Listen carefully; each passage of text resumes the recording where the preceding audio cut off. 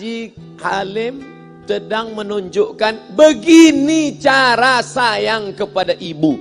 Wahai kalian yang tak menghormati ibu, yang menyepelekan ibu, yang merendahkan ibu. Malam ini lihat, beliau tidak ada ceramah, tidak ada tausiah, tapi langsung dibuat begini cara menghormati ibu. Ini sekarang banyak orang tak menghormati ibu. Berapa banyak ibu yang awalnya bantu-bantu, lama-lama jadi pembantu. Dulu dia tidak tarawih, kenapa? Karena kita menangis merengek di rumah. Sekarang di hari tuanya dia tidak tarawih juga. Kenapa? Dia menjaga cucunya. Berapa banyak itu terjadi. Jangan sampai. Dia tidak pernah menolak cucunya, dia sayang. Tapi kita yang berpikir, berapa kali dia tidak jadi sholat duha karena kita kencing di kaitnya. Berapa kali dia tidak tarawih karena kita menangis merengek sampai subuh datang. Berapa kali dia tidak iktikaf karena kita. Andai dia masih hidup hari ini, datang. Belikan pakaian yang paling dia suka. Belikan perhiasan kalau ada. Andai tidak cium tangannya. Tapi yang sudah meninggal dunia, jangan lupa kau doakan, Rabbil firli wali walidayya warhamhuma kama rabbayani saghira. Berdoa pun kau tak mau, apalagi yang akan kau bawa menghadap Allah SWT.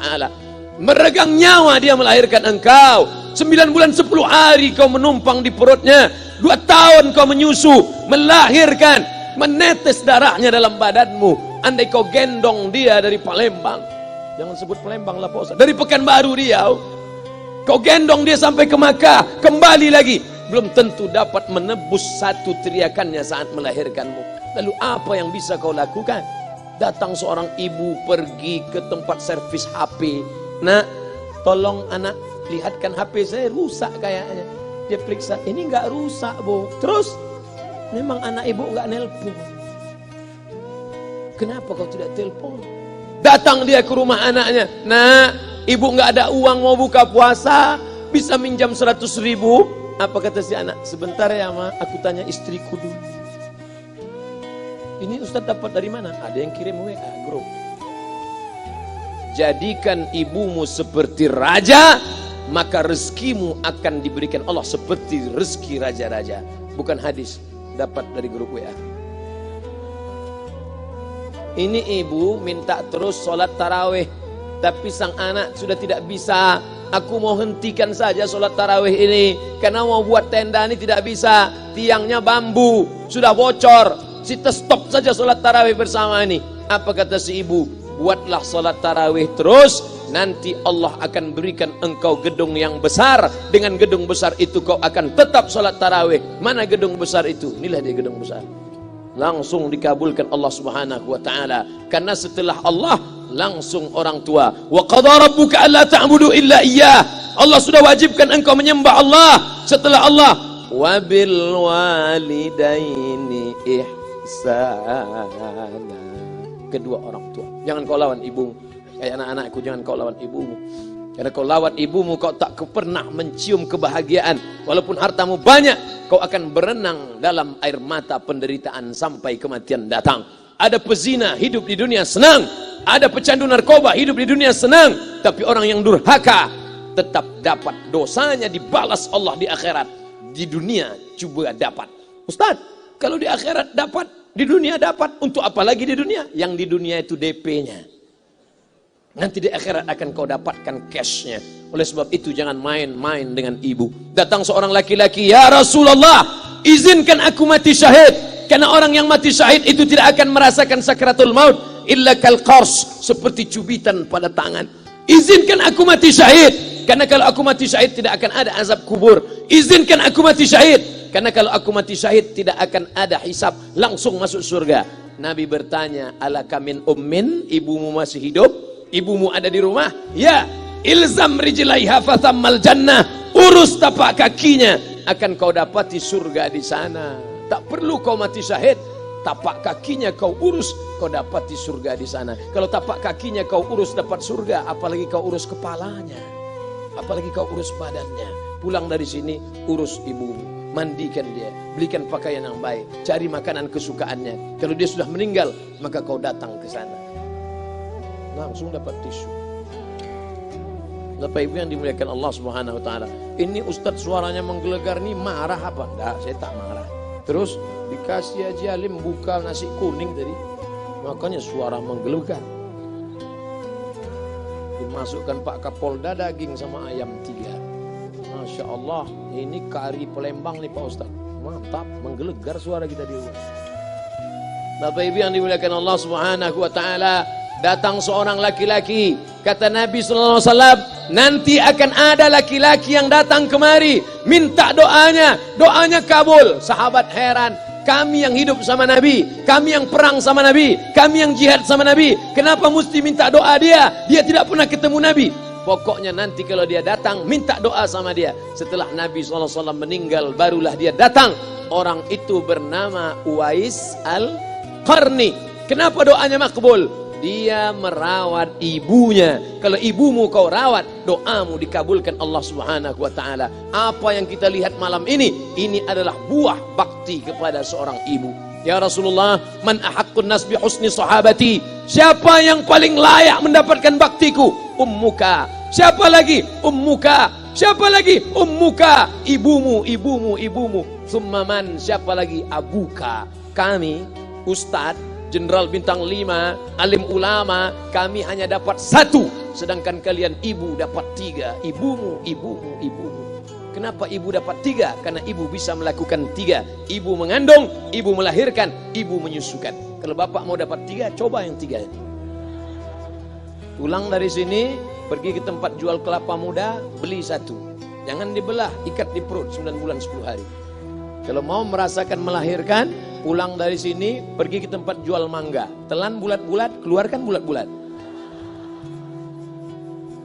Emang enak jadi perempuan. Mereka luar biasa. Tanya ibumu, berapa kali dia meninggalkan puasa Ramadan? Saat mengandung engkau, 30 hari dia tak puasa. Saat menyusukan tahun pertama, 30 hari dia tak puasa. Saat menyusukan tahun kedua, 30 hari dia tak puasa. Saat dia mau ganti qadha tahun berikutnya, adik mau menyusul. Hari ini dia belum mengqadha puasanya, dia terhutang di hadapan Allah. Lalu apa yang bisa kau lakukan? Malam ini betul-betul disadarkan. Alhamdulillah, ibu saya masih hidup, umurnya 70 tahun. Saya akan pulang dari kajian malam ini. Nampaknya malam ini saya yang ceramah, saya yang tausiah. Tapi saya mengambil pelajaran. Pulang dari sini, saya akan lebih sayang pada emak saya. Saya lebih cinta kepada ibu saya. Saya malu, saya hanya pandai berceramah, berkata. Tapi orang sudah mengamalkannya langsung. Haji Alim membelikan gelang ibunya 2 kali sampai 4 kali setahun. Gelang cincin. Sudah dibelikan 2 bulan, hilang. Kemana? Ada orang susah tadi aku kasih. Ternyata itu yang membuat rezeki melimpah ruah. Maka rezeki buah yang sudah matang harus kita joloknya dengan apa? Dengan berbakti kepada ibu. Bapak ibu yang dimuliakan Allah, saudara-saudaraku yang dimuliakan Allah Subhanahu wa taala. Ibu ini luar biasa. Sampai-sampai ibu, Ustaz jangan nunjuk pakai tangan kiri lah. Oke, pakai kanan. Ibu, andai ngomong ibu salah, tetap dikabulkan Allah Subhanahu wa taala. Ada seorang ibu memanggil anaknya, "Ya Juraij, wahai Juraij." Anaknya sedang beribadah. Ibadah pada Allah atau nyambut ucapan ibu? Allah lebih mulia. Dia diam. "Ya Juraij." Dia tetap diam. "Ya Juraij." Dia tetap diam. Dia tidak jawab seruan ibunya. Sampai akhirnya ibunya berkata, apa kata ibunya? "Allahumma la tumitshu hatta turihi wujuhal mumisat." Jangan matikan Juraij sebelum matanya melihat wanita, maaf, tunasusila. Jangan matikan Juraij sebelum matanya melihat wanita tunasusila, WTS PSK, orang nakal, orang jahat. Tidak mungkin ahli ibadah matanya melihat orang jahat. Tapi takdir berkata lain. Tak lama setelah ucapan sang ibu, ada seorang WTS PSK hamil, tidak diketahui suaminya, ditangkap, ditanya, "Siapa yang menghamilimu?" Apa kata si perempuan? "Yang menghamiliku adalah Juraij."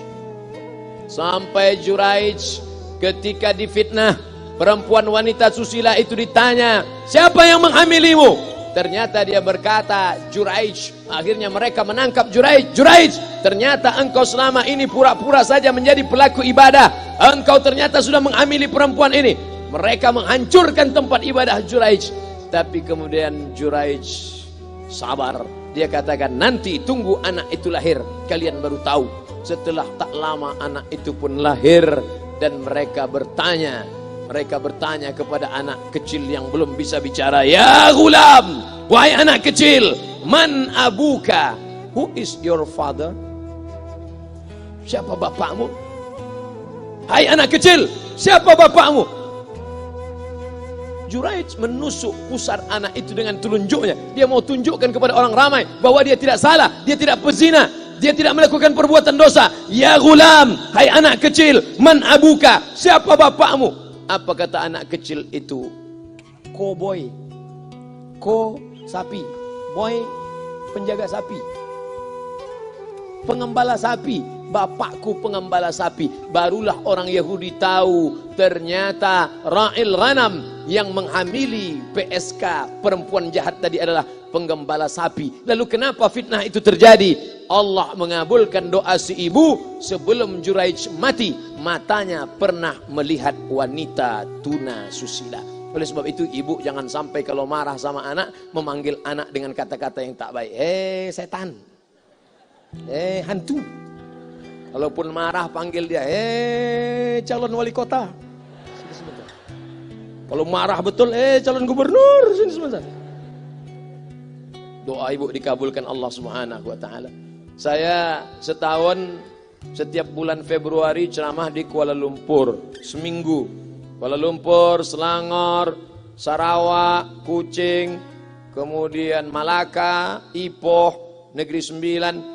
Ketika saya tausiah datang ibu-ibu makcik Malaysia. Assalamualaikum, waalaikumsalam. Ustaz Somad, ya. Saya nak jumpa dengan emak Ustaz. Loh, ngapa jumpa emak saya? Jumpa saya lah. Ustaz pasti dididik oleh seorang ibu. Saya ingin jumpa ibu Ustaz. Saya sangka dia mau jumpa saya. Ternyata ibu di tengah para habaib, diambil diri seorang profesor, dibalik diri seorang gubernur, wali kota, Kapolda. Di dalam diri mereka ini adalah orang-orang luar biasa, tapi dilahirkan oleh perempuan-perempuan yang super luar biasa. Betul? Mereka ini semua dibesarkan perempuan. Makanya ada ungkapan al-jannatu tahta aqdamil ummahat, surga di bawah telapak kaki ibu. Tapi ada yang mengatakan itu dulu Pak Ustaz, sekarang sudah berubah, surga di bawah tapak kaki babysitter. Karena banyak yang menitipkan anaknya kepada penitipan anak. Jangan Bu, walaupun kau wanita karir, tidak seberapa itu. Tidak dapat kau tebus kehilangan masa-masa manja mereka dengan pendidikan. Ini banyak ibu-ibu sekarang sudah tidak lagi mengurus anaknya. Padahal 6 tahun pertama, the golden age, usia emas, ibu harus ikat hubungan emosional dengan anak. 2 tahun pertama, susukan. 2 tahun kedua, lompat-lompat, lari-lari, lucu-lucu. 2 tahun ketiga, mulai menghafal surat-surat pendek. Umur 7 tahun, baru dia sholat. Begitu. Sekarang banyak. 2 tahun pertama, dia titipkan ke Al-Baqarah, sapi betina. 2 tahun kedua, dia titipkan ke PAUD dan BUUD. 2 tahun ketiga, dia titipkan ke TK. Akhirnya anak putus kontak. Setelah anak remaja, baru ibunya nanya, Ustadz, kenapa anak saya lebih mau curhat sama pacarnya daripada sama saya? Karena anak sudah lost contact, putus hubungan dengan ibu. Itulah yang dulu dikejar dengan wanita karir. Pergi pagi pulang petang, peras keringat, banting tulang, tunggang langgang, lintang pukang. Tak dapat kau tebus dengan apapun.